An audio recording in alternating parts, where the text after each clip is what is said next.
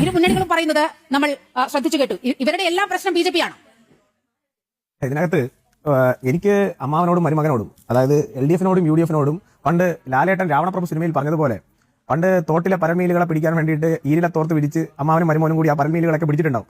ആ ഈരിലെ തോർത്ത് വിരിച്ച് സ്രാവിനെ കൊടുക്കാമെന്ന് ശ്രമിച്ചാൽ വെറുതെ നനഞ്ഞു പോവുകയുള്ളൂ. അത് ഈ തെരഞ്ഞെടുപ്പ് കഴിയുമ്പോൾ കേരളത്തിലെ LDF-നും അതുപോലെ തന്നെ UDF-നും കൃത്യമായി തന്നെ ബോധ്യപ്പെടും. ഇനി ഞാൻ ഈ വിഷയത്തിലേക്ക് വന്നാൽ എനിക്ക് ഇതിനകത്ത് ഒരുപാട് കാര്യങ്ങൾ, അതിൽ കോൺഗ്രസിന്റെ പ്രതിനിധി പറഞ്ഞു CPM മുക്ത ഭാരതം എന്ന് എന്തുകൊണ്ട് BJP പറഞ്ഞില്ല? ഭാരതത്തിലുള്ളതിനല്ലേ എടുത്ത് കളയാൻ പറ്റൂ?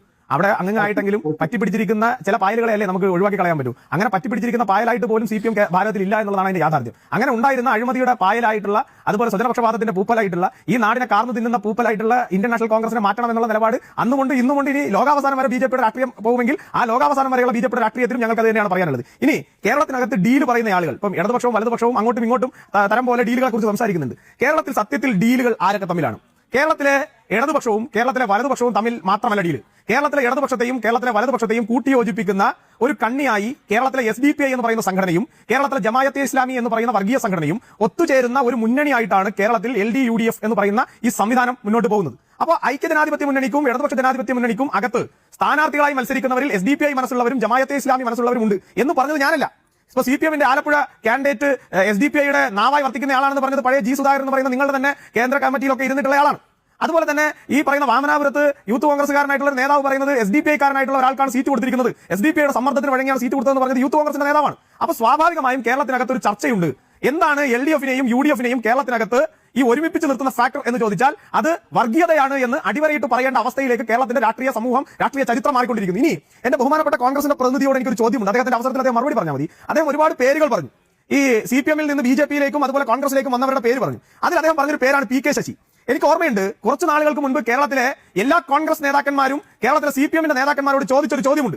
അത് BJP-യുടെ നേതാക്കന്മാരായിട്ടുള്ള ഞങ്ങൾ ഓരോരുത്തരും, ഞങ്ങളുടെ പാർട്ടിയുടെ മുതിർന്ന നേതാക്കന്മാർ തുടങ്ങി യുവജന പ്രവർത്തനം നടത്തിയിരുന്ന ഞാൻ അടക്കമുള്ള നേതാക്കന്മാർ ചോദിച്ചൊരു ചോദ്യമാണ്. അതായത് കേരളത്തിൽ ആദ്യമായി ഒരു സ്ത്രീക്ക് അവർക്ക് നേരെ ഉണ്ടായിട്ടുള്ള ഒരു അതിക്രമത്തിന് തീവ്രത അളക്കുന്ന മെഷീൻ ഉണ്ടാക്കി തീവ്രത അളന്ന് അവിടെ ഈ പറയുന്ന PK ശശിയുടെ പീഡനത്തിന് തീവ്രത പോരാ എന്ന് പാർട്ടി കോടതി തീരുമാനിച്ചതിന്റെ പേരിൽ ഞാനും കോൺഗ്രസും BJP-യും അടക്കമുള്ള പാർട്ടികൾ ജനാധിപത്യ രീതിയിൽ ഈ പറയുന്ന PK ശശിക്കെതിരായിട്ടും കോൺഗ്രസിനെതിരായിട്ടും ശക്തമായ പ്രക്ഷോഭം നടത്തിയിട്ടുണ്ട്. ഇന്ന് ആ തീവ്രതയാളെന്ന് പീഡനം നടത്തിയ വ്യക്തി നിങ്ങൾ ആരോപിച്ച രീതിയിലാണെങ്കിൽ ഒറ്റപ്പാലത്തെ പീഡന വീരൻ ഇന്ന് ഏത് പാർട്ടിയുടെ ബാനറിലാണ് അല്ലെങ്കിൽ ഏത് പാർട്ടിയുടെ പിന്തുണയിലാണ് മത്സരിക്കുന്നത് എന്ന് കേരളത്തിലെ പൊതുസമൂഹത്തോട് പറയാൻ പ്രിയപ്പെട്ട കോൺഗ്രസ് നേതാവ് തയ്യാറാവണം. ഒന്നാമത്തെ കാര്യം. രണ്ടാമത്തെ കാര്യം, താങ്കൾ എന്നോട് പറഞ്ഞു, താങ്കളോട് പറഞ്ഞു ജമായത്തെ ഇസ്ലാമിയോ SDPI-യോ ഒരു പിന്തുണ തരുമ്പോ ഏതെങ്കിലും ഒരു പാർട്ടി അത് വേണ്ട എന്ന് പറയുമോ എന്ന് ചോദിച്ചു.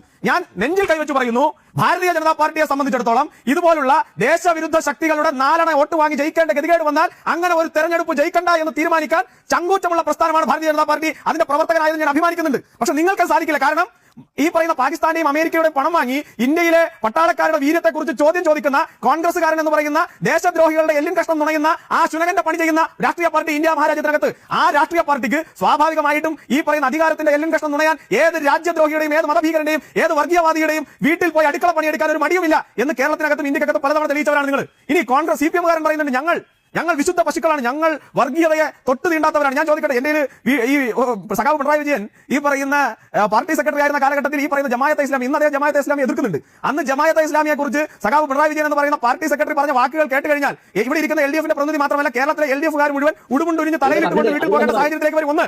രണ്ട്, ഈ പറയുന്ന ജമായത്ത് എന്താ അദ്ദേഹം പറഞ്ഞത്, ജമാഅത്തിനെ കുറിച്ച് അദ്ദേഹം പറഞ്ഞത് കേൾക്കാൻ സമയമുണ്ടോ? കേൾക്കുന്നുണ്ടല്ലോ. ഒരു മിനിറ്റ്.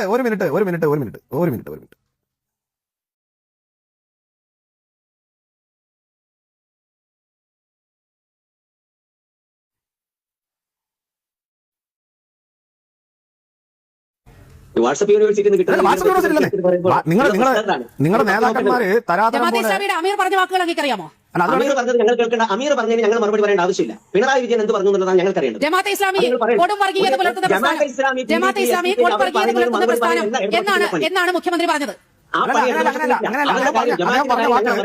ജമാഅത്തിന്റെ കാര്യം പിന്നെയും പറയാൻ പറ്റുന്നത് BJP-ക്കാണ്. കാരണം അവരുടെ ആസ്ഥാനത്തേക്ക് കൊണ്ടുപോയിട്ട് ചർച്ച നടത്തിയത് കേരളത്തിലെ ജമാഅത്തെ ഇസ്ലാമിയുടെ നേതാക്കളെയാണ്. അവർ അഖിലേന്ത്യാ നേതാക്കളുമായിട്ടാണ് ചർച്ച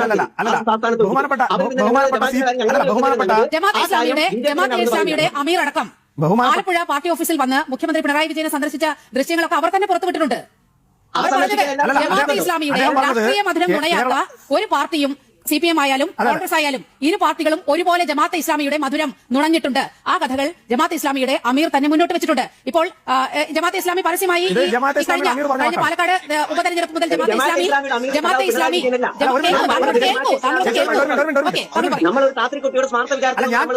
ഞാൻ ആ സാധനം അതാണ് ഞാൻ നോക്കുന്നത്. അത് കിട്ടിയാൽ ഉടനെ ഞാൻ താങ്കൾക്ക് കാണിച്ചു തരാം. അതിനകത്ത് അദ്ദേഹം പറയുന്നത് ഇങ്ങനെയാണ്, അതിന്റെ വാക്കുകൾ ഇങ്ങനെയാണ്. അതായത് 15 ലക്ഷം പോലെ അല്ലല്ല 15 ലക്ഷം പോലെയൊന്നും അല്ല. 15 ലക്ഷം പറഞ്ഞ് നിങ്ങൾക്ക് അഭ്യസ്തവിദ്യരല്ലാത്തത് ഞങ്ങളുടെ കുറ്റമല്ല. ഒരു ഹിന്ദിയിൽ പറയുന്ന വാക്കുകൾ എന്താണ് ഞാൻ അത് നിങ്ങൾക്ക് കേൾപ്പിച്ചാൽ അത് എന്നിട്ട് താങ്കൾക്ക് പാണ്ഡിത്യമുള്ള ആരോടെങ്കിലും ചോദിച്ചു കഴിഞ്ഞാൽ മറുപടി പറയാം. പിന്നെ ഇനി ജമാഅത്തെ ഇസ്ലാമിയെ കുറിച്ച് അദ്ദേഹം പറഞ്ഞത് ജമാഅത്തെ ഇസ്ലാമി ഒരു വർഗീയ പാർട്ടിയാണ് എന്ന ബോധ്യം ഒരു മാധ്യമ പ്രവർത്തകരോട് മാധ്യമങ്ങളോട് ബ്രീഫ് ചെയ്യുമ്പോൾ മാധ്യമങ്ങൾ ചോദിച്ചൊരു ചോദ്യത്തിന് മറുപടിയായിട്ട് സഖാവ് പിണറായി വിജയൻ പറയുന്നത് അങ്ങനെ ജമാഅത്തെ ഇസ്ലാമി ഒരു വർഗീയവാദി പാർട്ടിയാണെന്നുള്ള ധാരണ നിങ്ങൾക്കുണ്ടോ? അപ്പോൾ അവർ തിരിച്ചെന്ന് വെച്ച് പറയുമ്പോഴത്തേക്ക് അദ്ദേഹം പറയുന്നുണ്ട് അങ്ങനെ ഒരു ധാരണ ഉണ്ടെന്ന് നിങ്ങളുടെ സംസാരത്തിൽ നിന്ന് തോന്നി. അങ്ങനെ ഒരു ധാരണ വേണ്ട കേട്ടോ. അവർക്ക് സാർവത്രികമായിട്ടും അതായത് സാർവത്രികമായിട്ടും അതുപോലെ തന്നെ എന്താ രാജ്യത്തിന്റെ കാര്യത്തിലും അവർക്ക് കൃത്യമായ പ്ലാനുള്ള പാർട്ടിയാണ്. ഇതാണ് അദ്ദേഹം പറഞ്ഞത്. ഞാൻ ഈ ചർച്ച തീരുന്നതിന് മുൻപ് ഞാൻ അത് താങ്കൾക്ക് അയച്ചു തരാം. അപ്പോ ഇതാണ് പിണറായി വിജയന്റെ ഇതാണ് പിണറായി വിജയന്റെ സ്റ്റേറ്റ്മെന്റ്. ഇനി ഞാൻ ചോദിച്ച ചോദ്യം റിലവന്റ് ആണ്. ഇപ്പോ ഈ പറയുന്ന ജമാഅത്തെ ഇസ്ലാമിയുടെ അമീർ പറഞ്ഞതും അതുപോലെ സഖാവ് പിണറായി വിജയൻ പറഞ്ഞതും നമുക്ക് മാറ്റിവെച്ചാൽ പോലും ഈ പറയുന്ന PDP എന്ന് പറയുന്ന വർഗീയവാദി പാർട്ടി, ആ വർഗീയവാദി പാർട്ടിയുടെ നേതാവായിട്ടുള്ള അബ്ദുൽ നാസർ മദനി ബാംഗ്ലൂർ ജയിലിൽ കിടന്നത് ഏതെങ്കിലും ഇന്ത്യയുടെ സ്വാതന്ത്ര്യ സമരത്തിന് വേണ്ടി പോരാടിയതിനല്ല, ഏതെങ്കിലും തൊഴിലാളി വർഗ രാഷ്ട്രീയത്തിന് വേണ്ടി പോരാടിയതിന്റെ പേരിലല്ല, ഏതെങ്കിലും അടിസ്ഥാന വിഭാഗക്കാരന്റെ ഉന്നമനത്തിന് വേണ്ടി പോരാടിയതിന്റെ പേരിലല്ല. ഇന്ത്യ മഹാരാജ്യത്തിന്റെ ഉപപ്രധാനമന്ത്രിയായിരുന്ന ശ്രീ LK അദ്വാനിയെ വധിക്കാൻ ശ്രമിച്ച കേസിലെ ഗൂഢാലോചന കേസിൽ പ്രതിയായിട്ടാണ്. അതുമാത്രമല്ല അദ്ദേഹത്തെ നിങ്ങൾ മടിയിലെടുത്തിരുത്തി ശംഖുമുഖം കടപ്പുറത്ത് കൊണ്ടുവന്ന് ഇടതും വലതും ഇടതുപക്ഷത്തിന്റെ അന്നത്തെ മുഖ്യമന്ത്രിയും പിന്നീട് ഇപ്പോഴത്തെ സംസ്ഥാനത്തിന്റെ മുഖ്യമന്ത്രിയും ഇടതും വലതും ഇരുന്ന് അദ്ദേഹത്തിന് സ്തുതി പാടി കൊടുക്കുകയും അതിനുശേഷം അദ്ദേഹത്തിന് ലോക്സഭാ സീറ്റ് കൊടുക്കുകയും അതിനുശേഷം ഇപ്പോൾ അദ്ദേഹത്തിന്റെ പാർട്ടിയെ മടിയിലിരുത്തി പാലൂട്ടുകയും ചെയ്യുമ്പോൾ നിങ്ങൾ മനസ്സിലാക്കേണ്ടത് നിങ്ങളുടെ നേതാവായിട്ടുള്ള EK നയനാരെ ആണെന്നാണ് ഞാൻ ഓർക്കുന്നത്.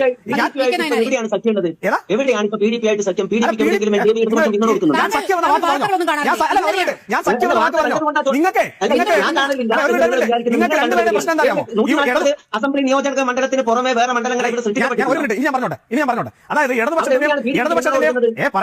ഇടതുപക്ഷത്തിന്റെയും വലതുപക്ഷത്തിന്റെ ഒരു കുഴപ്പം എന്താണെന്ന് വെച്ചാൽ നിങ്ങളുടെ പാർട്ടിയിലെ നേതാക്കന്മാരെ പോലെയാണ് ഈ ഇടതുപക്ഷത്തിന്റെ വലതുപക്ഷത്തിന്റെ മുന്നണി രാഷ്ട്രീയം. അതായത് താലി കെട്ടി വീട്ടിൽ കൊണ്ടുപോയി ഭാര്യയായിട്ട് ഇരുത്താൻ നിങ്ങൾക്ക് സാധിക്കില്ല. അതുകൊണ്ട് മതിൽ ചാടി പോയുള്ള പ്രേമമാണ് നിങ്ങളുടെ രണ്ട് പാർട്ടിയിലെ നേതാക്കന്മാർക്കുള്ളത്. അതുപോലെയാണ് ജമാഅത്തെ ഇസ്ലാമിയോടും SDPയോടും നിങ്ങളുടെ രാഷ്ട്രീയം. അത് കേരളത്തിന്റെ പൊതുസമൂഹത്തിന് മുന്നിൽ കൃത്യമായിട്ട് മനസ്സിലായിട്ടുണ്ട്. അത് കൃത്യമായി കേരളത്തിന്റെ രാഷ്ട്രീയത്തിനകത്ത് കൃത്യമായി തന്നെ അടയാളപ്പെടുത്തും. ആ രാഷ്ട്രീയം കൃത്യമായി കേരളത്തിനകത്ത് ചർച്ച ചെയ്യപ്പെടും. ആ രാഷ്ട്രീയം ചർച്ച ചെയ്യുന്നതിനോടൊപ്പം 5000 കാമുകിമാരുള്ളത് ക്രെഡിറ്റ് ആണെന്ന് പറഞ്ഞ് ഗതാഗത വകുപ്പ് മന്ത്രിയുണ്ട്. നിങ്ങൾക്ക് 5000 കാമുകിമാരുള്ളത് എന്റെ ക്രെഡിറ്റ് ആണെന്ന് പറഞ്ഞ് ഗതാഗത വകുപ്പ് മന്ത്രിയുണ്ട്. നിങ്ങൾ തള്ളി പറഞ്ഞിട്ടുണ്ടോ? സെക്രട്ടേറിയറ്റിനകത്ത് അകത്തിരുന്ന് പണിയെടുക്കേണ്ട ഒരു ശനിയാഴ്ച ഈ പറയുന്ന വാടക വീട്ടിനകത്ത് ഈ പറയുന്ന പരസ്ത്രീയുമായിട്ടുള്ള കോൺടാക്ട് എന്താണെന്ന് നിങ്ങൾ പറഞ്ഞിട്ടുണ്ടോ? കേരളത്തിന്റെ പൊതുസമൂഹത്തോട് പറയുന്നുണ്ടോ? ഏത് കള്ള വാർത്ത? അദ്ദേഹം പറഞ്ഞതല്ലേ? ഞാൻ ഇടതുപക്ഷത്തിന്റെ പ്രതിനിധിയോട് താങ്കളെ ഒരു വാക്ക് പറയുന്നതിന്റെ ഇടയിൽ കയറി ചർച്ച അലങ്കോലമാക്കാൻ ശ്രമിച്ചാൽ അങ്ങനെ അലങ്കോലപ്പെട്ടു പോകുന്ന ചർച്ചയൊന്നുമല്ല. കേരളത്തിനകത്ത് തെരുവോരങ്ങളിൽ ചർച്ച ചെയ്യപ്പെടാൻ പോകുന്ന വിഷയമാണ്. നിങ്ങളുടെ രണ്ടുപേരുടെയും കപട മതേതരത്വം കേരളത്തിലെ തെരുവോരങ്ങളിൽ ചർച്ച ചെയ്യിപ്പിക്കും. കേരളത്തിലെ വികസനമില്ലായ്മ ചർച്ച ചെയ്യിപ്പിക്കും. കേരളത്തിലെ സ്വജനപക്ഷപാതം ചർച്ച ചെയ്യിപ്പിക്കും. കേരളത്തിലെ യുവാക്കളെ വഞ്ചിച്ച വഞ്ചന ഞങ്ങൾ ചർച്ച ചെയ്യിപ്പിക്കും. കേരളത്തിനകത്ത് നിങ്ങൾ നടത്തുന്ന പിൻവാതിൽ നിയമനങ്ങൾ ഞങ്ങൾ ചർച്ച ചെയ്യിപ്പിക്കും. കേരളത്തിനകത്ത് നിങ്ങളുടെ നേതാക്കന്മാരുടെ ഭാര്യയ്ക്കും മക്കൾക്കും ആശ്രിത നിയമനം കൊടുത്ത് ഞങ്ങൾ ചർച്ച ചെയ്യിപ്പിക്കും.